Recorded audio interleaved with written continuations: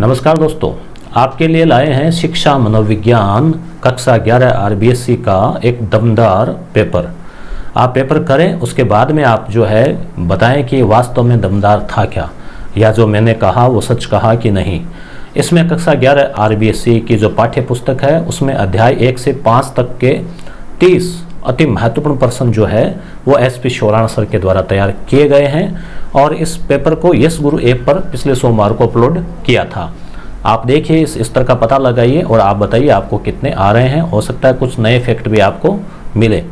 Video को आप pause करते जाना ताकि जो है हमें इसको वीडियो जो है वो ज़्यादा बड़ा नहीं बनाना पड़े।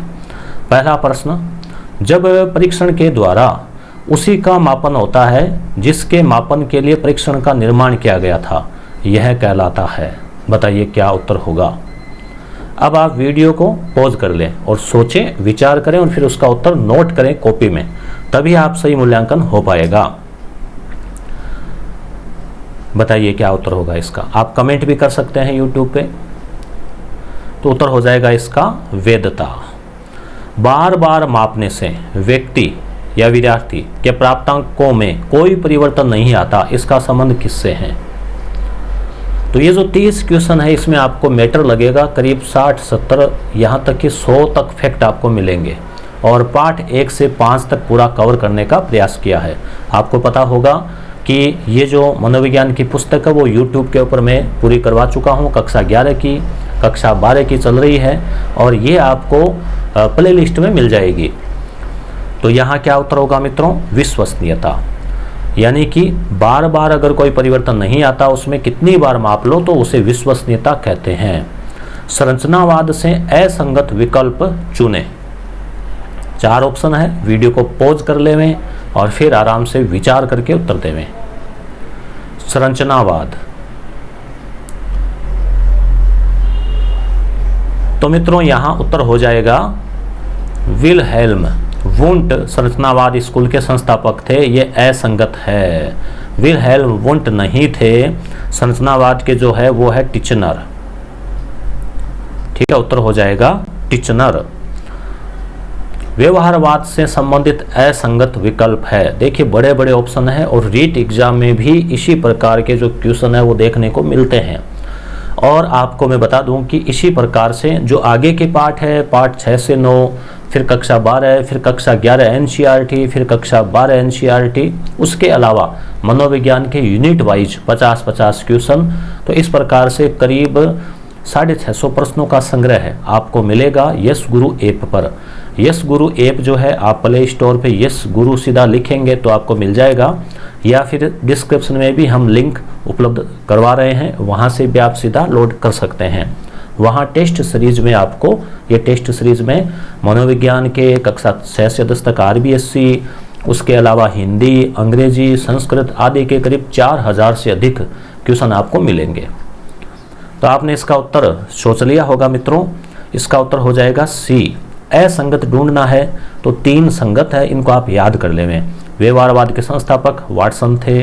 वाटसन के अनुसार मनोविज्ञान एक वस्तुनिष्ठ तथा प्रयोगात्मक मनोविज्ञान है, अतः इसकी विषय वस्तु केवल व्यवहार हो सकती है।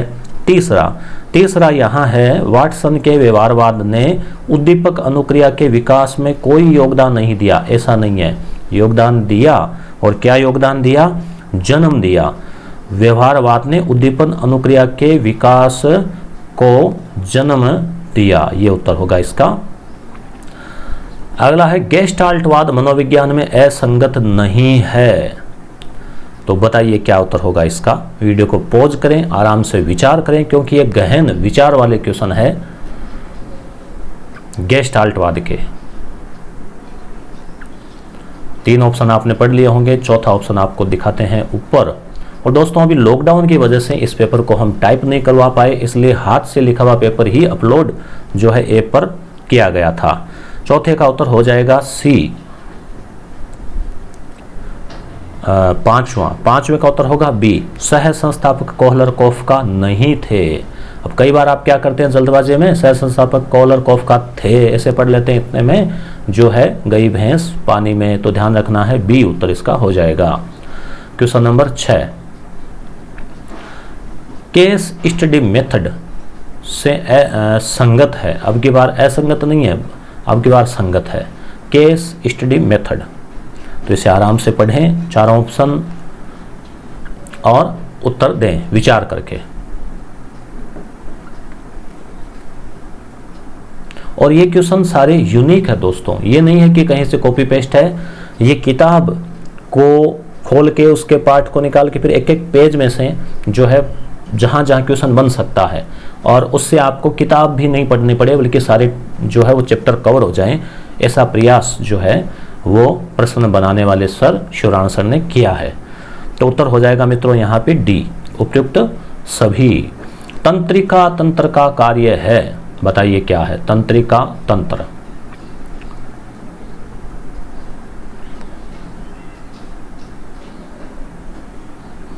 तो मैं क्या है सीधा उत्तर जल्दी बता रहा हूं, आपको सोचना है तो वीडियो को आप पॉज कर लेना बीच में बटन दबा के। तो यहां भी उत्तर हो जाएगा उपयुक्त सभी, यानी तीनों ही काम है, आप ध्यान में भी रखें, इनको याद भी कर लें फैक्ट को, इनको नोट करने की आवश्यकता नहीं है, हम पीडीएफ डाउनलोड की सुविधा देते हैं। जी हाँ, सभी पेपर जब हो जाते हैं 10-10 पेपर, तो हम उनको इकट्ठा करके और उनकी पीडीएफ बना के उत्तर और व्याख्या सहित वो हम ऐप में डाउनलोड की सुविधा भी देते हैं, ताकि आप उनका प्रिंट निकाल सको और उनका रिवीजन कर सको। कौन सा कथन सही नहीं है, इस बार है सही नहीं है, बड़े बड़े कथन है। अब आप सोचिए कि जब आप इनको हल करते हैं तो कितना चिंतन आपको करना होता है। तो पेपर बनाते समय पेपर बनाने वाले को तो उससे भी कई ज़्यादा गहन चिंतन, जैसे डाल डाल के बजाय पात पात जो है वो चलना होता है। तो काफ़ी मेहनत से क्वेश्चन तैयार किए गए हैं और इस प्रकार के करीब 4000 प्रश्नों का संग्रह जो है हमने रीट के विद्यार्थियों के लिए तैयार किया है। तो यहाँ क्या उत्तर हो जाएगा, उत्तर हो जाएगा सी, साहचर्य तंत्रिकाएं पूरे शरीर में पाई जाती है। तो ये पूरे शरीर में नहीं पाई जाती बल्कि केवल मस्तिष्क में और मेरु रज्जु में पाई जाती है। क्वेश्चन नंबर 9, असत्य कथन चुने। कुल 30 प्रश्न है दोस्तों, बने रहिए। असत्य कथन आपको चुनना है, पढ़ लीजिए आराम से और उत्तर दीजिए। तो यहाँ उत्तर हो जाएगा, मानव के मस्तिष्क में कपालीय तंत्रिकाओं के 10 जोड़े होते हैं, जबकि 10 जोड़े नहीं होते बल्कि 12 जोड़े होते हैं।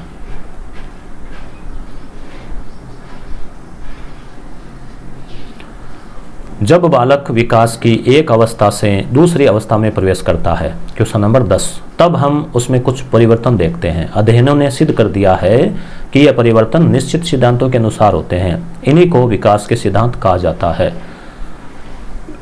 तो विकास के सिद्धांत भी आ गए, और ये कथन किसका आप बताइए।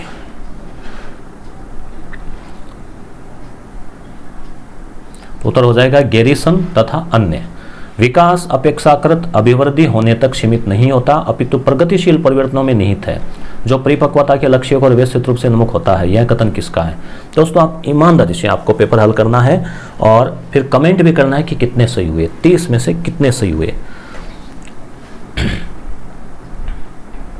तो उत्तर हो जाएगा हरलोक।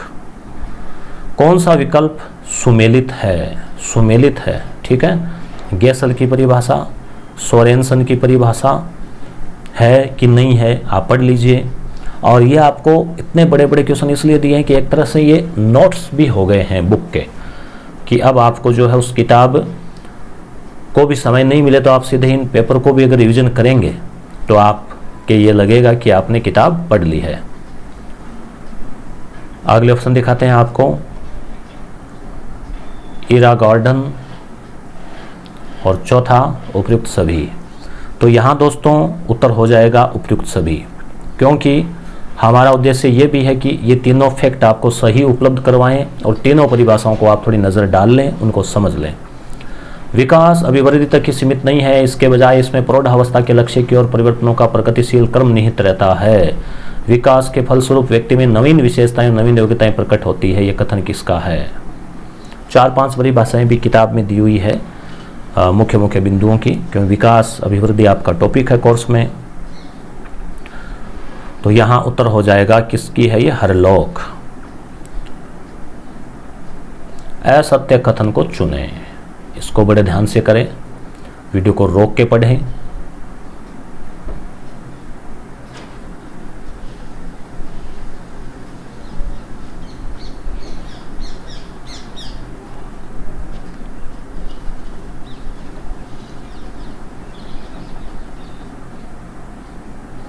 बताइए क्या उत्तर होगा। तो उत्तर हो जाएगा मित्रों इसका ए। ठीक है, यहाँ देखिए आपने गौर से देखा होगा, वृद्धि विकास के किसी विशिष्ट पक्ष या शारीरिक पक्ष में परिवर्तन है तो विकास व्यक्ति के संपूर्ण संगठन पक्षों में परिवर्तन है। यहाँ तक तो ठीक है।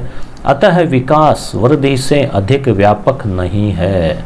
बस यहाँ ये थोड़ा सा जो ब्रेकर आया, आपने ध्यान दिया या नहीं आए, तो विकास वृद्धि से व्यापक है ये होता ना तो ये सही होता, ये नहीं आ गया इसलिए गड़बड़ हो गई यहाँ, और उत्तर हो जाएगा ए। बाकी सारे फैक्ट आप याद कर लेना।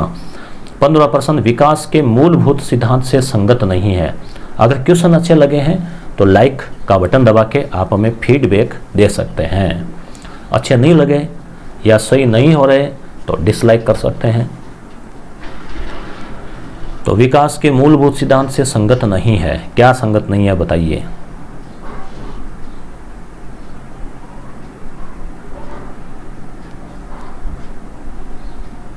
तो आप 4 ऑप्शन देख लिए होंगे। उत्तर हो जाएगा दोस्तों इसका बी। विकास एक व्यक्तिगत प्रक्रिया नहीं है। तो विकास व्यक्तिगत प्रक्रिया है, क्योंकि अपने प्रत्येक व्यक्ति का अलग अलग विकास होता है और पर्सनल जो है ये संबंधित है उससे, व्यक्ति से। बालक का बोला गया पहला शब्द और रखा गया पहला कदम पूर्व के निरंतर विकास कार्यों से संबंधित होता है। यह कथन किस विकास की किस विशेषता की ओर संकेत करता है बताइए। क्वेश्चन नंबर 16, क्या उत्तर होगा इसका। ज्यादा चिंतन करना आपको तो वीडियो को पॉज करें। तो उत्तर हो जाएगा विकास संचयी होता है। विकास संचयी होता है। विकास से असंगत विकल्प को चुनें। विकास से संबंधित 4 ऑप्शन दिए गए हैं।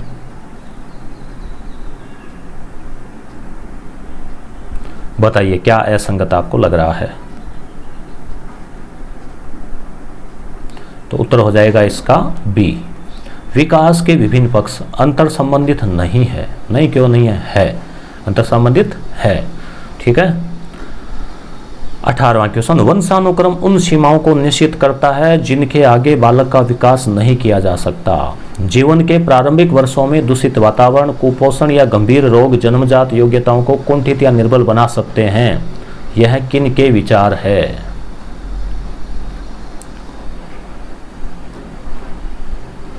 तो परिभाषा है। परिभाषा अगर सीधी सीधी याद है तो सही हो सकती है, नहीं तो रीट में हालांकि नेगेटिव मार्किंग नहीं है तो लास्ट में तुक्का लगाना ही है। तो स्किनर। विभिन्न व्यक्तियों के विकास की गति में भिन्नता होती है और यह भिन्नता विकास के संपूर्ण काल में यथावत बनी रहती है। यह कथन किसका है। तो विकास से जुड़ी हुई कुछ इंपॉर्टेंट परिभाषाएं आरबीएसई बोर्ड की पाठ्य पुस्तक है और सत्र 19-20 की है। तो निश्चित रूप से संभावना है कि यहां से पेपर के कुछ क्वेश्चन बने। तो उत्तर हो जाएगा सी, डगलस व हॉलैंड। और आपको पता होगा दोस्तों आरबीएसई की फिर इतिहास, भूगोल, राजनीति इन किताबों से भी कक्षा 11-12 लेवल के क्वेश्चन अब हमने तैयार करने शुरू कर दिए हैं और जल्द ही आपको मिल जाएंगे। वंशानुक्रम से संबंधित असत्य कथन चुने। बताइए आप चुने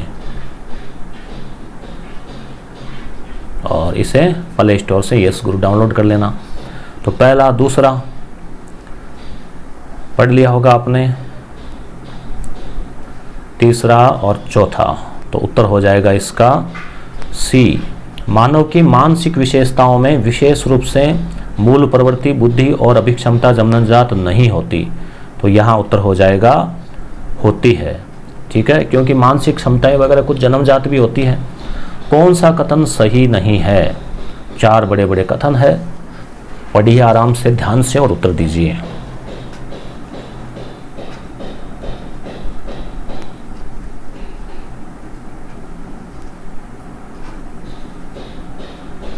तो यहाँ वातावरण, वंशानुक्रम और वातावरण उस टॉपिक को लेकर है। पहला है वातावरण का मानव की जन्मजात शक्तियों को विकसित करने में महत्वपूर्ण भूमिका नहीं होती है। तो उत्तर क्या हो जाएगा? होती है। 22वां, आराम से वीडियो को पॉज करके प्रश्न पढ़ें, अपने उत्तर को नोट करें या कमेंट करें, असत्य कथन को चुनें। 4 कथन है यहाँ पे।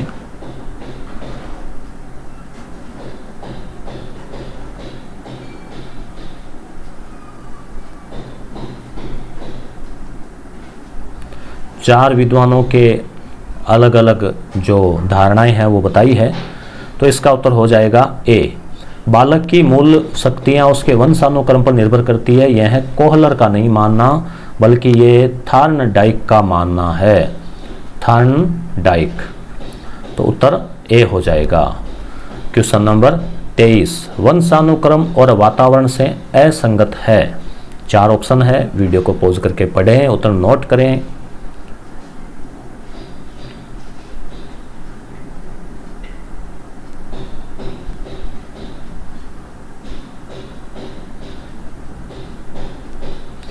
ओके, इसका उत्तर हो जाएगा ए। इन दोनों को एक दूसरे से अलग किया जा सकता है। तो उत्तर क्या हो जाएगा? नहीं किया जा सकता, क्योंकि वंशानुक्रम और वातावरण परस्पर साथ साथ जो है इनका समान योगदान है। वंशानुक्रम का भी है, वातावरण का भी है। किसी एक को हम अलग करके केवल एक से हम तुलना नहीं कर सकते विकास की। किसमें इलेक्ट्रा ग्रंथि पाई जाती है? याद होगा आपको, फ्राइड कहता है कि इलेक्ट्रा ग्रंथि पाई जाती है किसमें? तो उत्तर हो जाएगा लड़कियों में। एरिक्सन के मनोसामाजिक विकास, एरिक्सन के मनोसामाजिक विकास की कौन सी अवस्थाओं में कौन सी अवस्था पहली 4 अवस्थाओं में शामिल नहीं है?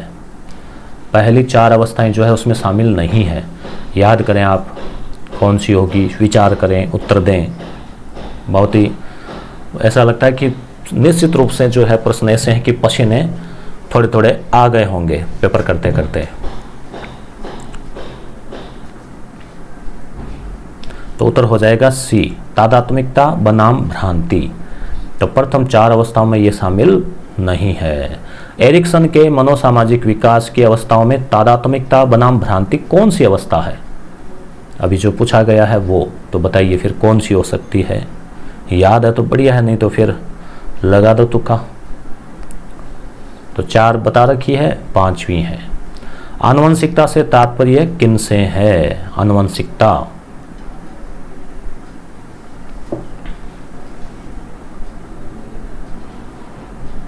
तो उत्तर हो जाएगा गुणसूत्र तथा जीन्स, धागेनुमा जो संरचना है। फ्राइड के अनुसार व्यक्ति का व्यवहार किन घटकों की अंतःक्रिया का परिणाम है? कौन से घटक? तो यहाँ उत्तर हो जाएगा उपयुक्त सभी। ये प्रश्न 1 जो है थोड़ा काफ़ी सरल लगा होगा आपको कि हाँ अब कुछ थोड़ा सा जल्दी श्वास आया है। जब कोई उद्दीपक व्यक्ति के सामने उपस्थित होता है तो ज्ञानेंद्रियों द्वारा उनकी संवेदना प्राप्त होती है। इस संवेदना की व्याख्या कर उस उद्दीपक को समझा जाता है कि वह उद्दीपक क्या है। इस प्रक्रिया को क्या कहते हैं? दोबारा पढ़ लीजिए, सोचिए, पॉज कीजिए वीडियो को और उत्तर दीजिए।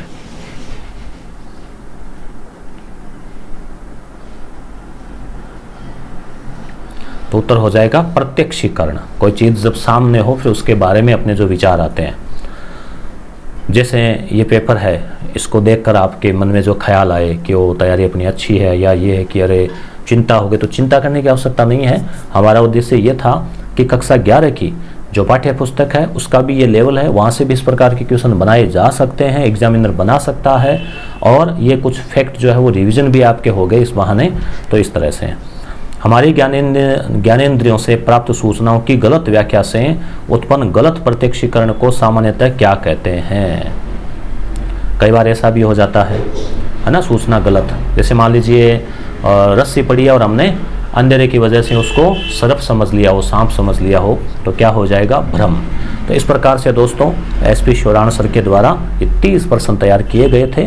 और इसी प्रकार के बाकी प्रश्नों के लिए आप आइए यस गुरु ऐप पे डाउनलोड कीजिए। चैनल पे नए हैं तो चैनल को सब्सक्राइब कर लीजिए। क्वेश्चन अच्छे लगे तो वीडियो को लाइक कीजिए और कितने सही हुए आपके ये ज़रूर बताएं। धन्यवाद।